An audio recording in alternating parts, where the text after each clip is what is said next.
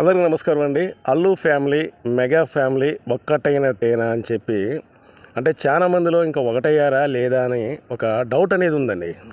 ఎందుకంటే మొన్న అల్లు అర్జున్ గారి నానమ్మ కాలం చెల్లించారు కాబట్టే ఈ మెగా ఫ్యామిలీ కుటుంబ సభ్యులు మొత్తం కూడా వచ్చారు. కానీ మళ్ళీ ఈ కుటుంబాలు వేరువేరుగా ఉంటాయా, ఇంతకుముందు ఉన్నట్టే మనస్పర్ధలు ఏమన్నా పెట్టుకుంటారా అని చెప్పి చాలా మందిలో డౌట్ అనేది ఇంకా ఉంది.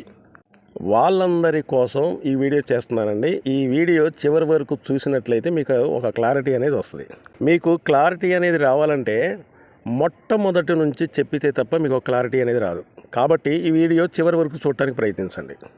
అల్లు అరవింద్ గారు చిరంజీవి గారి సినిమా ఇండస్ట్రీలోకి రాకముందు కాల నుంచే అతను నిర్మాతగా పనిచేశారండి. చిరంజీవి సినిమా ఇండస్ట్రీలోకి రాకముందు అంటే దాదాపు చిరంజీవి 1978లో అతను చిరంజీవి సినిమా ఇండస్ట్రీకి పరిచయం అయ్యింది పునాదిరాలు సినిమాతోని.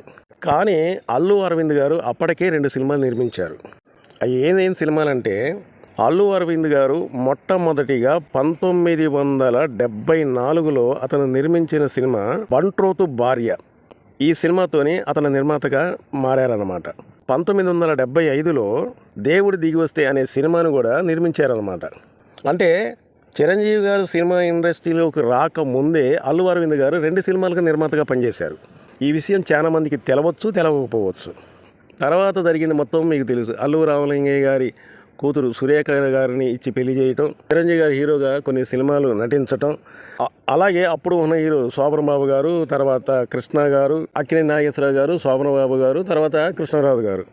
ఈ హీరోలకి పోటీ ఇచ్చే అంత హీరోగా ఎదిగే స్థాయికి చిరంజీవిగా చేరారనమాట. అయితే అల్లు అరవింద్ గారు చిరంజీవి గారితో దాదాపు ఇప్పటి వరకు 16 సినిమాలలో అతను హీరోగా చేసిండండి.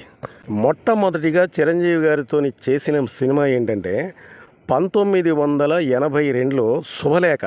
మళ్ళీ అదే సంవత్సరం 1982లోనే యమకింకరుడు, 1984లో హీరో, 1985లో విజేత, 1987లో ఆరాధన. మళ్ళీ అదే సంవత్సరం 1987లోనే పసివాడి ప్రాణం, సూపర్ హిట్ సినిమా అన్నమాట. తర్వాత వచ్చిన అత్తక యముడు అమ్మాయికి మొగుడు, బ్లాక్ బస్టర్ హిట్. 1989లో వచ్చిందనమాట ఈ సినిమా. 1991లో మళ్ళీ ఒక 2 సంవత్సరాల గ్యాప్ ఇచ్చిన తర్వాత రౌడీ అల్లుడు. 1993లో మెకానిక్ అల్లుడు. 1994లో ఎస్పి పరిసరం. 1997లో మాస్టర్. 2000 సంవత్సరంలో అన్నయ్య. 2001 సంవత్సరంలో డాడీ. 2005లో అందరివాడు.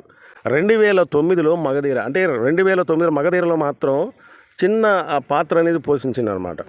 అంటే దాదాపు 16 సినిమాలకి హీరో చిరంజీవి గారు, నిర్మాత మాత్రం అల్లు అరవింద్ గారు. అంటే ఈ సినిమాలు మొత్తం నేను ఎందుకు చెప్పానంటే అల్లు అరవింద్ గారికి చిరంజీవి గారికి ఎంత స్నేహభావం అనేది ఉందనేది మీకు ఒక్కసారి తెలవాలన్న ఉద్దేశంతోనే ఈ విషయం మొత్తం చెప్పాను అనమాట. మరి పవన్ కళ్యాణ్ గారితో చేసిన సినిమాలు ఏంటంటే 2, జానీ అలాగే జల్సా. మరి రామ్ చరణ్ గారితో చేసిన సినిమాలు మగధీర, ధ్రువ. ఈ సినిమాలకు కూడా అల్లు అరవింద్ గారి నిర్మాత. అంటే ఈ కుటుంబ సభ్యులంటే అల్లు అరవింద్ గారికి ఎంత నమ్మకం అనేది ఒకసారి మనం అర్థం చేసుకోవాలి. ఇప్పటికి కూడా కొంతమందిలో ఏ డౌట్ అనేది ఉందంటే మరి వాళ్ళ నానమ్మ అంటే అల్లు అర్జున్ గారి నానమ్మ చనిపోయింది కాబట్టి వచ్చారు వీళ్ళందరూ కుటుంబ సభ్యులు మొత్తం కూడా. మళ్ళీ పాత మనస్పర్ధలే ఉంటాయా అంటే ఖచ్చితంగా ఉండవు. ఎందుకంటున్నానంటే మీకున్న డౌట్ని క్లారిటీ చేస్తా. సంధ్యా థియేటర్లో ఒక మహిళ చనిపోయిన కారణంగా అల్లు అర్జున్ గారిని అరెస్ట్ చేయటం, ఒక నైటు దగ్గర దాదాపు 12 గంటల పాటు అతను జైల్లో ఉండటం, తర్వాత బయటికి రావటం. ఈ సమయంలో అల్లు అర్జున్ గారి దగ్గరికి వెళ్ళి కనీసం వీళ్ళు ధైర్యం కూడా చెప్పలేదేంటి ఈ కుటుంబ సభ్యులు మొత్తం కూడా. అల్లు అర్జున్ గారి నానమ్మ కాలం చెల్లించిన తర్వాత ఈ కుటుంబ సభ్యులు వెళ్ళారు. కానీ అల్లు అర్జున్ గారు జైలు నుంచి బయటకు వచ్చిన తర్వాత ఒక్కరు కూడా ఎందుకు వెళ్ళి కలవలేదని చెప్పి చాలా మందిలో కొంతవరకు డౌట్ అనేది ఉండొచ్చు. ఆ కుటుంబ సభ్యులు అప్పుడు ఎందుకు కలవలేదంటే ఒకవేళ పవన్ కళ్యాణ్ అయినా లేకపోతే రామ్ చరణ్ తేజ్ అయినా చిరంజీవి గారైనా అల్లు అర్జున్ గారు రిలీజ్ అయిన తర్వాత ఒకవేళ వెళ్ళి కలిశారనుకోండి, జనాలలో ఒక రాంగ్ మెసేజ్ అనేది ఇచ్చినట్టు అయింది. ఎందుకంటే అక్కడ మహిళ చనిపోయినా కానీ ఇక్కడ అల్లు అర్జున్ గారిని పరామర్శించడానికే వచ్చారు. కానీ కనీసం ఆ మహిళ చనిపోయినందుకు ఈ కుటుంబ సభ్యులకు కాస్తంత కూడా జాలి లేదా అనే ఒక భావన వస్తుందన్న ఉద్దేశంతోనే ఈ కుటుంబ సభ్యులు మొత్తం కూడా ఆ రోజున ఎవరు కూడా అల్లు అర్జున్ గారి దగ్గరికి వెళ్ళి మందలించలేకపోయారు. సరే రిలీజ్ అయిన తర్వాత అల్లు అర్జున్ గారు స్వయంగా చిరంజీవి గారి దగ్గరికి వెళ్ళటం, అలాగే నాగబాబు గారి దగ్గరికి వెళ్ళటం, కలవటం, మాట్లాడటం, జరిగిన విషయం గురించి మొత్తం కూడా పంచుకోవటం, ఆ కుటుంబ సభ్యులతో పంచుకోవటం ఇవన్నీ జరిగినాయి. దాదాపు 16 సినిమాలను నిర్మించారు చిరంజీవి గారితో. చిరంజీవి గారితో అల్లు అరవింద్ గారు బ్లాక్ బాస్టర్ సినిమాలు నిర్మించి చిరంజీవి గారిని ఎంతో కొంత ఒక పెద్ద అగ్ర హీరోగా చేయడానికి అల్లు అరవింద్ గారు చాలా తోడ్పడ్డారు. బట్ అదేవిధంగా అల్లు అరవింద్ గారిని ఒక పెద్ద నిర్మాతగా సినిమా ఇండస్ట్రీలో నిలబెట్టడానికి కూడా చిరంజీవి గారు అంతకు మించి అతని సినిమాలలో నటించి మెప్పించి హిట్ సినిమాలు అందించిండు, సూపర్ హిట్ సినిమాలు అందించిండు. అలాగే బ్లాక్ బస్టర్ సినిమాలు కూడా రావడానికి చిరంజీవి గారు ఎంతో తోడ్పడ్డారు. కాబట్టి ఇక్కడ ఎవరు గొప్ప కాదన్నది నా దృష్టిలో పెద్ద సమస్య కాదు. ఇప్పటికైనా ఈ కుటుంబ సభ్యులలో ఎవరికి అంటే ఏ కుటుంబ సభ్యులకి ఇబ్బంది అయినా కానీ ఇక్కడ మెగా ఫ్యామిలీలో ఎటువంటి ఇబ్బందులైనా ఈ అల్లు అరవింద్ గారి కుటుంబం నుంచి అందరూ కూడా వెళ్ళి సపోర్ట్ చేస్తారు.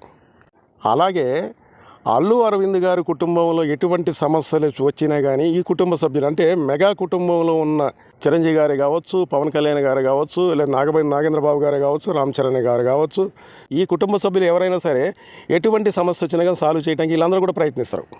ఇక్కడ వచ్చిందల్లా సమస్య ఏంటంటే ఫ్యాన్స్, ఇటు మెగా ఫ్యాన్స్, ఇటు అల్లు ఫ్యాన్స్. నేనేమంటున్నానంటే ఇటు మెగా ఫ్యాన్స్ వేరు కాకుండా, ఇటు అల్లు ఫ్యాన్స్ వేరు కాకుండా ఈ కుటుంబ సభ్యులు కూడా మొత్తం కూడా ఒక్కటే. కాబట్టి మీరు ఒక్కటవ్వాలని చెప్పేసి నేను అనుకుంటున్నా. ఎందుకంటున్నానంటే అల్లు అర్జున్ గారి నానమ్మ చనిపోయిన తర్వాత ఈ కుటుంబ సభ్యులు వెళ్ళారా లేదా? వెళ్తారు కూడా.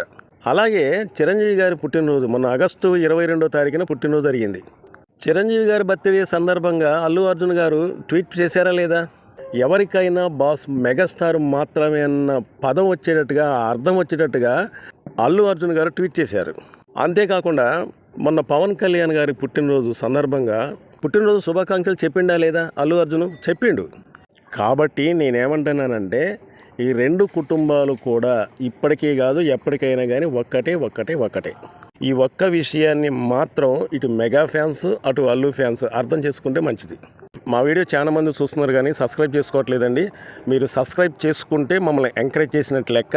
సబ్స్క్రైబ్ చేసుకున్నంత మాత్రాన మీకు ₹1 కూడా ఖర్చు అయ్యేది ఏం లేదు. మమ్మల్ని ఎంకరేజ్ చేసినట్టు లెక్క. అలాగే ఈ వీడియోకి లైక్ చేసి కామెంట్ చేస్తారని కోరుకుంటూ సెలవు తీసుకుంటున్నాను.